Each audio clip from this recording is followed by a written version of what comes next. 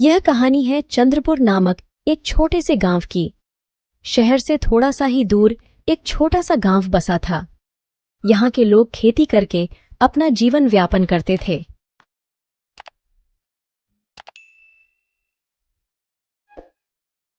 इसी गांव में रामलाल और श्यामलाल नामक दो भाई रहते थे। रामलाल अपनी पत्नी पारो के साथ रहता था। पारो बहुत ही चालाक और लालची औरत थी। वहीं दूसरी ओर श्यामलाल अपनी पत्नी चंदा और बेटा राजू के साथ रहता था। गांव में उनकी एक जमीन थी जिस पर दोनों भाई मिलजुल कर काम किया करते थे और फसल को बेचकर आए मुनाफे को आधा आधा बांट लिया करते थे। रामलाल और श्यामलाल दोनों पैसे लेकर घर आ जाते हैं और दोनों ने अपनी अपनी पत्नियों को पैसे दे दिए। चंदा, ये लो फसल के पैसे। इस महीने ज्यादा मुनाफा हुआ है। ये तो बहुत खुशी की बात है जी। भगवान करे आपका मुनाफा ऐसे ही बढ़ता रहे और आप दोनों भाई खूब तरक्की करें।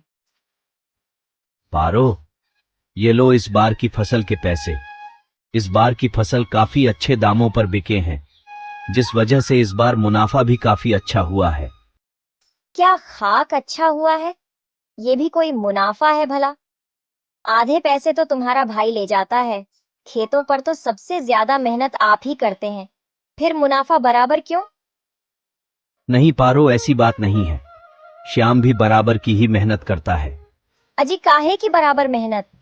बाजार से जाकर के महंगे महंगे बीज आप खरीद कर लाते हैं और इतनी दूर जाने आने की मेहनत वो अलग, ऊपर से सारा दिन खेतों में काम करना, फिर काहे की बराबर मेहनत?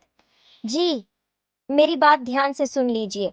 आप अपने भाई को जमीन का एक छोटा सा हिस्सा देकर उसे इस घर से रफा दफा कीजिए। आखिर हमें भी तो अपने बच्चों के लिए आगे सोचना है। नहीं पारो, मैं ऐसा नहीं कर सकता। तुम मेरी बात समझो, आखिर वह मेरा भाई है। देखिए, आपको ऐसा करना ही होगा, वरना मैं अपने मायके चली जाऊंगी, फिर आप रहना अपने भाई के साथ अकेले। पारो के इतना बहस करने पर आखिरकार वही होता है जो पारो चाहती थी। रामलाल श्यामलाल को जमीन का छोटा सा हिस्सा देकर उसको घर से निकाल देता है। बेचारा श्यामलाल भी अपने भाई के घर के बगल में छोटी सी कुटिया बनाकर अपनी पत्नी और बच्चे के साथ रहने लगता है। श्यामलाल को जितना भी जमीन मिला उसमें वह चने की खेती करके जैसे तैसे अपना जीवन व्यापन करने लगे। वह रोज सुबह खाना खाकर अपने छोटे से खेत की रखवाली करने के लिए जाता है और उसका बड़ा भाई भी अब अपने खेत की रखवाली करने में लग जाता है। दोनों अपने अपने खेत की रखवाली किया करते थे। एक बार बड़े भाई के खेत में कुछ चिड़िया आ जाती है।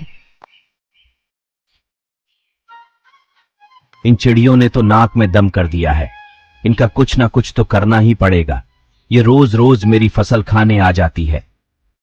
रामलाल उन चिड़ियों को डंडे से मारकर भगा देता है। अगले दिन वह चिड़िया छोटे भाई के खेतों में दाना खानी आती है। श्यामलाल उन चिड़ियों को भगाने की कोशिश किया, फिर उन चिड़ियों की तरफ देखा और सोचने लगा, ये चिड़िया भी भूखी होंगी। ये अगर थोड़ा सा मेरे चने का दाना खा लेंगी तो क्या हुआ, ज्यादा से ज्यादा एक आधा किलो मेरे चने कम होंगे। कम से कम इनका पेट तो भरेगा। ऐसा कुछ दिन तक चलता रहा। रामलाल के खेत में अगर कोई चिड़िया जाती तो वह उन्हें डंडे मार के भगा देता था और श्यामलाल के खेतों में अगर चिड़िया आती तो वह उन्हें कुछ नहीं करता था। ऐसे ही कुछ दिन गुजर रहे थे कि एक बार गांव के फसलों में बीमारी लग जाती है, जिसमें कुछ छोटे छोटे कीड़े फसलों को खराब कर रहे थे। वह कीड़े धीरे धीरे रामलाल के खेतों तक पहुंच जाते हैं और रामलाल की सारी फसलों को खराब कर देते हैं। वही जब वह कीड़े श्यामलाल की फसलों के पास पहुंचते हैं तो वहां पर वह सारी चिड़िया दाना चुग रही थी।